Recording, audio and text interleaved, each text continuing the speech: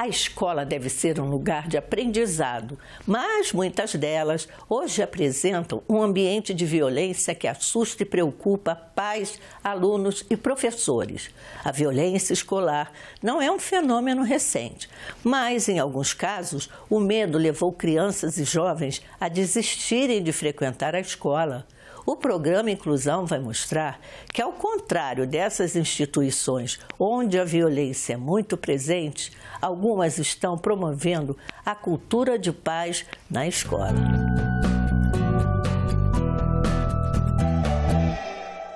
O Centro de Ensino Médio Escola Industrial de Taguatinga, o CEMEIT, é uma instituição de ensino público considerada patrimônio cultural do Distrito Federal. Hoje, a escola tem 1.800 alunos e funciona em 2 turnos. Lá, os professores se esforçam para manter um ambiente de paz. A Secretaria de Educação do DF tem dado suporte para conter a violência nas escolas. A ideia é ressocializar os alunos após o longo período de 2 anos de afastamento por conta da pandemia. A meditação e o esporte são práticas utilizadas em algumas escolas. A coordenadora pedagógica Elaine Carvalho, do CEMEIT, diz que a pandemia trouxe sérias consequências. A gente vê que os alunos estão tendo toda uma dificuldade dessa retomada presencial. Questão mesmo da prática, de como que são as regras escolares, porque quando é o ensino remoto, que ele estava em casa, ele tinha uma outra realidade, né? Então, ele está retomando também essa questão de voltar ao convívio com os outros, de limites, do que pode, o que não pode ser feito. Aqui na escola, a gente tem essa preocupação, a gente tem um grupo de orientação educacional que já faz um trabalho voltado para essa demanda. A gente tem também o GEDS, que é o nosso grupo de enfrentamento à depressão e suicídio, que é uma iniciativa dos próprios alunos, foi uma iniciativa, é um grupo bem ativo, porque o que a gente percebe é que esses alunos eles também estão trazendo uma demanda emocional muito grande. A pandemia ela também trouxe essa questão de alunos com bastante ansiedade, muitas vezes eles têm crises de ansiedade aqui na escola. Então, tudo isso nós achamos que está refletindo também nessa questão do convívio da cultura de paz. O período de isolamento foi traumático para a maioria dos alunos, avalia a coordenadora pedagógica. O que os alunos relatam desse período assim, de isolamento social para os professores, coordenadores?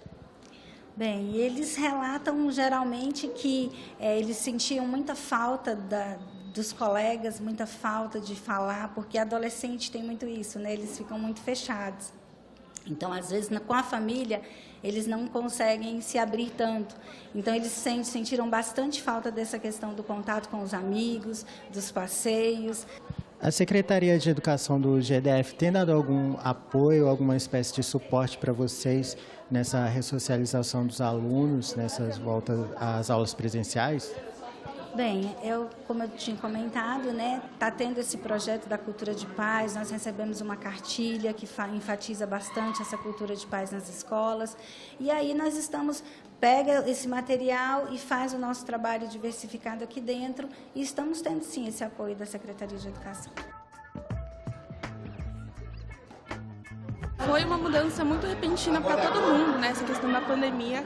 A gente teve que se ressignificar muito rápido. Assim, então, eu acho que, tanto para mim quanto para muitos dos jovens de hoje em dia, foi assim, uma surpresa muito boa. E a gente teve que aprender muita coisa muito rápido e algumas coisas negativas acabaram entrando nessa nossa vida. E o ser humano nós precisamos de contato, nós precisamos de pessoas. E no ensino virtual isso não foi possível. A gente está sempre escutando, a gente está sempre se prevenindo, né, dessa violência aqui. Então, independente, sempre vai ter um caminho mais difícil, sempre vai ter alguma coisa mais duvidosa. A gente tem medo, mas acho que com toda essa estrutura da escola, todo esse apoio que eles dão pra gente, eu me sinto segura aqui dentro.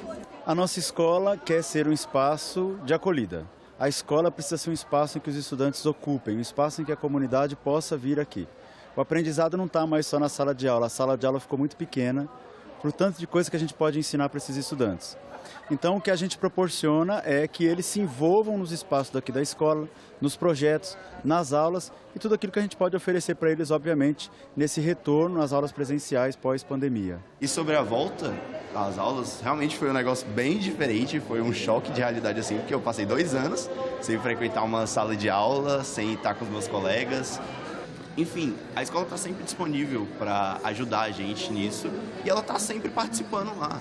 O aluno Moisés Miller explica o que a escola deve fazer para evitar a violência. O que o CEMET está fazendo, ele está incentivando mais a amizade, eles estão conversando com os alunos, certo? Passando muitos trabalhos em Brusque para incentivar a cooperação entre os alunos e explicando, falando sobre não violência. A gente tem vários cartazes, vários trabalhos sobre a não violência. No início das aulas eles passaram várias dinâmicas que tem a ver com isso, o anticonflito. A escola tomou as melhores medidas que eles conseguiam para ajudar a gente com os aplicativos, com os professores. Trocaram até alguns professores que se adaptaram melhor.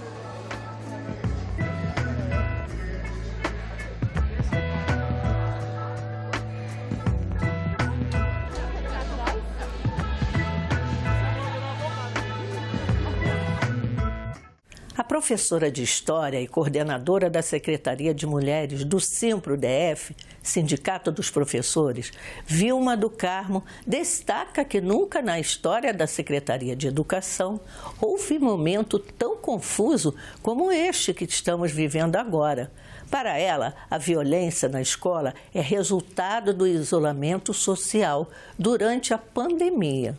Falar de violência nas escolas públicas do DF nesse ano letivo de 2022 é falar daquilo que aconteceu antes, né? Então, nunca antes na história dessa Secretaria de Educação aqui no DF ou em qualquer lugar do Brasil, a gente vivenciou um período muito conturbado e diferente, né?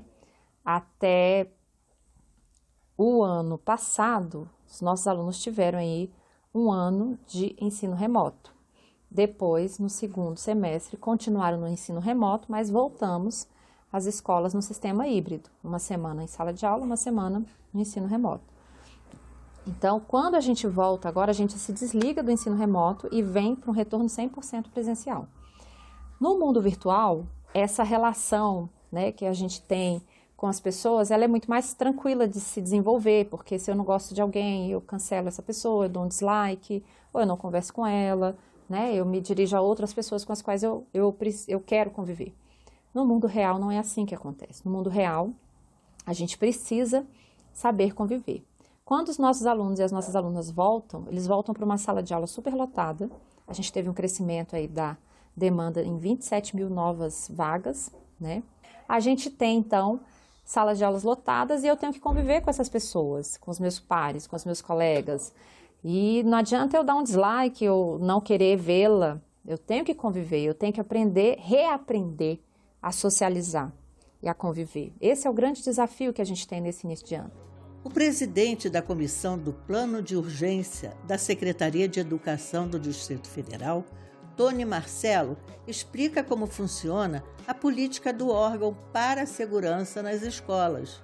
A Secretaria de Educação ela está agindo com o cuidado e a urgência que o tema permite, né? Nós estamos com 2 comissões já constituídas e legitimadas, no qual estão em diálogos abertos para podermos chegar com ações nas escolas, né? Já tivemos uma ação piloto em Sobradinho, né, de acordo com a regional, no qual aglutinou toda a comunidade em um curso de formação de segurança cidadã. Os cuidados agora para o professor é uma atenção direta do plano de urgência de paz nas escolas, porque estamos já oferecendo pela unidade de qualidade de vida no trabalho vários tratamentos, vários cuidados para com o profissional de educação. O Inclusão conversou com 2 psicólogos para saber a opinião deles sobre o efeito nos alunos do isolamento social durante os 2 anos de pandemia. Gleicimar Cunha é doutora em Psicologia do Desenvolvimento Escolar. Já Ricardo Mendes é neuropsicólogo clínico e doutor em Ciências do Comportamento. Ambos defendem a participação de toda a comunidade escolar, famílias, professores e alunos no processo de adaptação no retorno às aulas. Quanto aos impactos da pandemia no ambiente educacional, é importante a gente destacar seus efeitos na aprendizagem, nas habilidades sociais e na saúde mental. No que diz respeito à aprendizagem, a gente sabe que durante o período de ensino remoto, nem todos os estudantes puderam acompanhar aquilo que as escolas podiam fazer, durante esse período. De modo que a gente tem uma série de lacunas que foram construídas ao longo desse processo. Muitos estudantes se queixando de deficiências quanto ao repertório que haveria de ter sido consolidado ao longo do ano letivo. Então, fragilidades quanto às habilidades e competências esperadas em cada ano letivo. E essa constatação, não apenas por parte dos professores, mas também dos próprios estudantes, pode gerar uma experiência de frustração, que, se não elaborada, pode intensificar o que a gente chama de uma resposta biopsíquica do sujeito, que é a agressividade.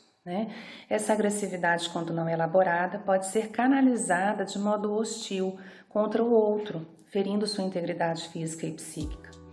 Bom, além dos efeitos no processo de aprendizagem, a gente também pode pensar nos impactos nas habilidades sociais, inclusive porque os estudantes ficaram privados do convívio com o outro, Então, é inegável que isso trouxe consequências.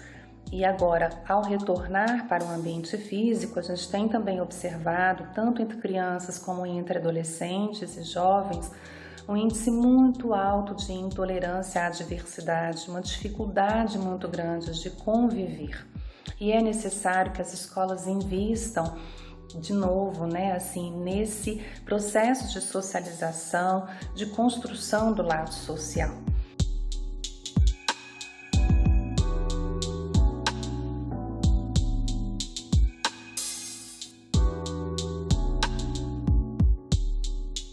Já o doutor Ricardo Mendes afirma que os alunos que estiveram fora das escolas por 2 anos precisam treinar novas habilidades. A gente tem uma série de comportamentos, a gente tem uma série de situações, a gente tem uma série de habilidades que são treinados durante o período escolar, durante a prática da criança com o ambiente escolar, seja através dos pares, seja através do comportamento de estudo propriamente dito, seja na relação com os professores.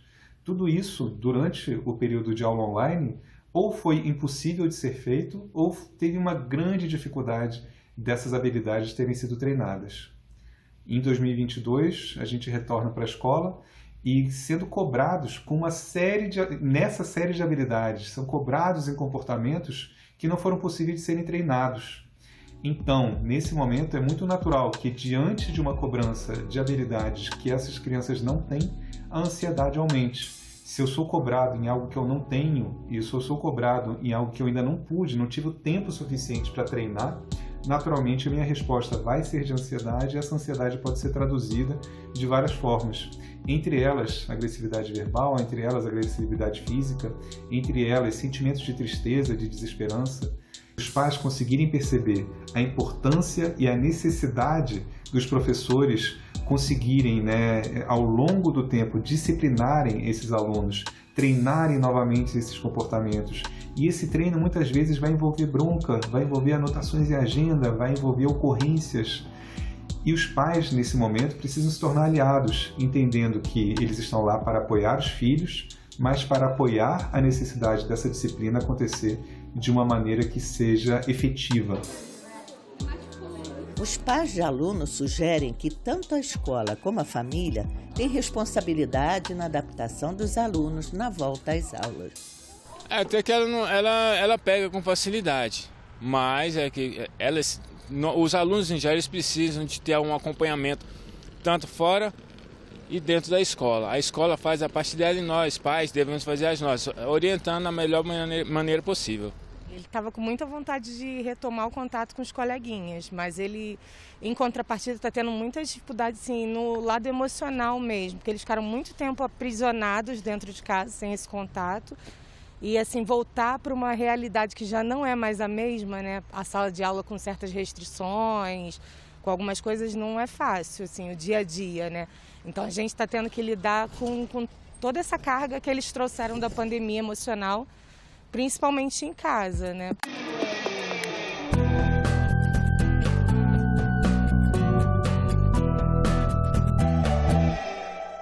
Temos visto no Brasil, Brasília e outras localidades brasileiras, o aumento da violência nas escolas e no entorno das escolas. E a gente sempre responsabiliza o isolamento, o afastamento dos alunos durante a pandemia. Isso é extremamente grave. E a Comissão de Educação está abrindo uma audiência pública para discutir com especialistas sobre as causas e o que devemos fazer para reduzir a violência escolar. Então, isso é muito importante, é uma preocupação nossa, minha, particular, e nós estamos, assim, conduzindo esse processo aqui no Senado. Em Brasília, a Escola da 415 Norte inovou ao incluir entre suas atividades escolares a meditação Vipassana. O objetivo é tornar as salas de aula mais amigáveis e calmas. O resultado tem sido positivo. As crianças adoram a nova atividade e a ideia de tornar os alunos mais tolerantes com o outro e consigo também. A coordenadora do programa de plena atenção, aplicado na Escola 415 Norte, Ana Cláudia Messias, ressalta o apoio que a prática da meditação tem recebido na comunidade escolar. O que a gente percebe? Quando era presencial, a gente sentia muita diferença das crianças na sala de aula. Aqui mesmo, na 415 Norte, teve um episódio em que uma pessoa da Secretaria de Educação veio aplicar, não sei se é a Secretaria do Ministério da Educação, veio aplicar a prova Brasil para as crianças. E quando ele saiu de uma sala de aula específica, ele veio conversar com a coordenadora. Mas o que tem de diferente naquela sala? Que os meninos ficaram tão tranquilos para fazer, não se agitaram, ficaram quietinhos, receberam a prova, fizeram. O que você fez de diferente naquela sala de aula? E a professora falou, não, lá a professora aplica o plena atenção com as crianças. Né? Então, uma pessoa de fora que veio aplicar uma prova já sentiu que aquelas crianças eram diferentes. Outro episódio bem legal que a gente viu, durante o programa a gente ensina as crianças sobre o cérebro também, como funciona o cérebro da criança, do ser humano, né? Como é que são nossas reações, a gente fala da amígdala e do córtex pré-frontal, né? Que a amígdala é responsável pelas nossas reações automáticas e o córtex pelas reações mais pensadas. Aí teve um garotinho que ele era muito danado na sala de aula, muito danado, desde que começou. Né? Ele sempre arrumava confusão. Aí ele chegou para a professora, a Janaíla, que estava dando o curso, e falou assim, tia, quando eu cheguei nessa escola, eu era só amígdala, agora eu sou córtex.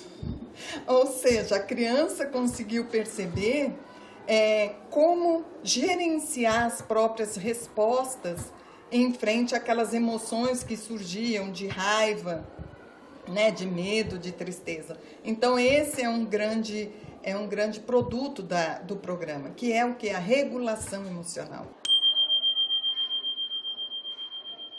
Com a volta às aulas, professores notaram mudanças no comportamento dos alunos, explica a ex-diretora da escola, Soleima Cardoso. A gente já sentia que os meninos corriam muito no recreio, que os meninos não paravam. Então a gente sempre pensou o que a gente poderia fazer, o que a gente poderia dar uma acalmada, dar uma parada. E aí foi onde a gente descobriu que parar e o momento era com a meditação. Então, até para mim, o que me chamou mais a atenção foi quando eu fiz o curso lá e meditação é viver o momento. O meu momento é aqui agora com você. Né? Porque a vida exige que a gente esteja aqui, mas está pensando o que eu vou fazer em casa, o que eu vou fazer à tarde, o que eu não... E no primeiro momento foi isso que a gente chamou a atenção deles. A gente falava para eles, olha, a gente está no pátio, sentados. E aí eu acho que eles começaram a se sentir ali, viver o momento. Qual foi a principal dificuldade assim, nesse retorno às aulas presenciais, nesse pós-pandemia? Sim, a gente percebeu que as crianças voltaram mais agitadas, mas com uma energia parece que dobrada, né? Ter ficado em casa durante o período de pandemia, no isolamento, a gente percebeu que deixou as crianças assim, com a falta da convivência do outro. Ficou faltando o amigo para brincar, ficou faltando o amigo para socializar, ficou faltando o colega para eu aprender, para eu conviver de fato. Então, quando cada um saiu da sua casa e retornou para o espaço escolar, onde estava todo mundo junto, era todo mundo com muita vontade de estar junto, de brincar, de interagir, de viver, de conviver. E nessa sede, vamos dizer assim, da necessidade do outro, aparecem os conflitos também. E o nosso grande sonho, enquanto parceiros da Sociedade Vipassana, é justamente isso. Trabalhar com essas crianças para que elas cresçam adultos mais tolerantes com o outro e consigo mesmo. Você passou um período estudando em casa, né? E agora está aí voltando a encontrar os seus amigos. Como é que está sendo para você? Eu acho que está sendo muito melhor, está muito melhor que o online, porque no online a gente não tinha muita interação com o professor, sempre ficava uma dúvida guardada, e agora qualquer dúvida que a gente tem é só levantar a mão, pedir para o professor, ele vai lá e responde na nossa mesa, eu cozinho, eu faço as tarefas também, eu acho que é muito melhor presencial. Eu sou professora alfabetizadora na escola, né? Eu trabalho com o bloco inicial de alfabetização, sempre pego os pequenos, né? E assim, antes da pandemia, nós fizemos esse treinamento com a Sociedade Vipassana. Eu era a professora mais cética da escola, eu não acreditava, né? Por ser agitada, né? Porque professor é tudo agitado. Então, assim, eu achava que era uma modinha. Falava inclusive aqui na escola, falei, gente, isso aí é novidade, agora todo mundo é mindfulness, né? É aquela coisa zen, né? Então, eu achava que realmente não dava certo, né? E o que a minha aprendizagem junto da Sociedade Vipassana mostrou é que não é uma religião, não é uma ideologia, é um método que ensina você respirar e você controlar o seu corpinho, as suas emoções. Então, antes da pandemia, eu tinha uma turma muito difícil aqui na escola, tá? Inclusive, era uma turma assim, que eu estava a ponto de pedir um afastamento, porque era uma turma assim, muito trabalhosa, e a gente tem uma cobrança muito grande da gente, como profissional, que você quer fazer um bom trabalho, da própria comunidade, né? E da própria sociedade, que sempre cobra do professor que realmente responda de forma satisfatória, né? E com a Sociedade Vipassana, com esse projeto que a gente colocou aqui na escola, eu consegui me acalmar mais. Qual o relato dos pais, assim, para você, para a escola? O relato dos pais é sempre positivo, tá? Tanto que a gente conversa sempre para os pais, a gente explica, né, como é essa metodologia, como a gente trabalha, o que é feito com as crianças, né? Porque muitas vezes as pessoas confundem. Quando vê aquela coisa de meditação, acham que é uma coisa budista, é uma coisa de yoga, e não é. É uma consciência corporal, é só parar e respirar. Então não tem religião, não tem credo nenhum. É o momento da criança ter consciência do corpinho dela e saber que ela pode parar numa situação que ela poderia reagir de outra forma. Isabela, como é para você esse método de plena atenção? você gosta, está sentindo alguma diferença aí no seu comportamento, com os seus colegas, na sua convivência? Eu acho que ajuda bastante, porque a gente chegava na escola muito agitado, assim, e daí com o momento de plena atenção a gente começou a acalmar mais no início da aula, ter um pouco menos de briga na escola, ter um pouco menos de tudo, assim. Então foi bem melhor. Eu penso que a retomada desse projeto da plena atenção é muito importante para os estudantes, né? Principalmente nesse retorno da pandemia, esse contexto que a gente está vivendo, que as crianças vêm desacostumadas com o contexto escolar, o contexto da escola, e isso ajuda elas, né? Ajuda os professores e ajuda elas a entrarem nesse ambiente com mais tranquilidade, com mais serenidade, né? E colher os frutos desse projeto demonstra a qualidade do nosso ensino público e a excelência dos nossos profissionais da educação, da Secretaria de Educação. E esse método de plena atenção, como é que está sendo para você? O que você acha dele?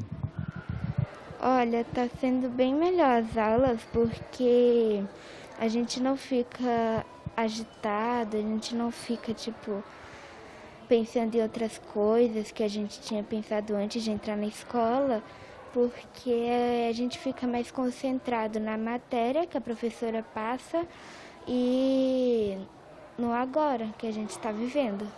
Então, melhorou tudo.